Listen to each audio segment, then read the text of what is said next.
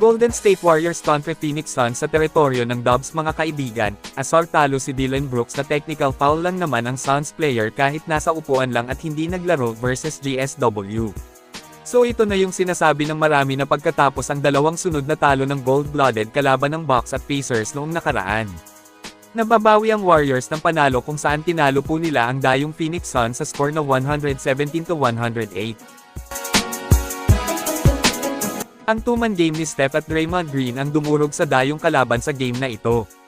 Tingnan nyo nga naman po ang play na ito, kakaiba talaga ang chemistry ng dalawang veterano ng Dubs.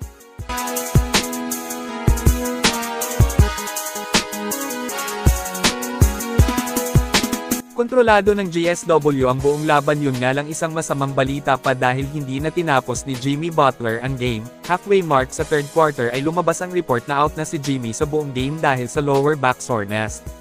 Naglaro lang si Butler ng 14 minutes.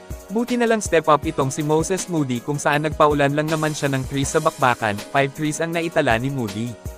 Nagtapos ng 24 points, 5 boards at 2 assists, sumunod kay Steph Curry na may 28 points, 4 rebounds at may 3 assists. Para sa Suns naman hindi sapat ang 38 points ni Devin Booker para pabagsakin ang Golden State Warriors, dahil walang masyadong tulong sa mga kakampi sa scoring kaya nahirapan silang manalo sa gutom na grupo ng GSW. Dahil sa panalo ay akyat na sila ngayon sa 5 wins at may 3 losses so far ngayong maagang umpisa ng season na ito.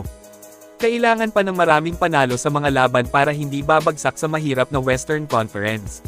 Bago ang banggaan ay marami ang nagsasabi na talo na naman nga daw po ang GSW sa Suns, ngunit pagdating sa mismong laban ay hingal malala ang inabot ng Phoenix kakahabol sa lamang ng home team.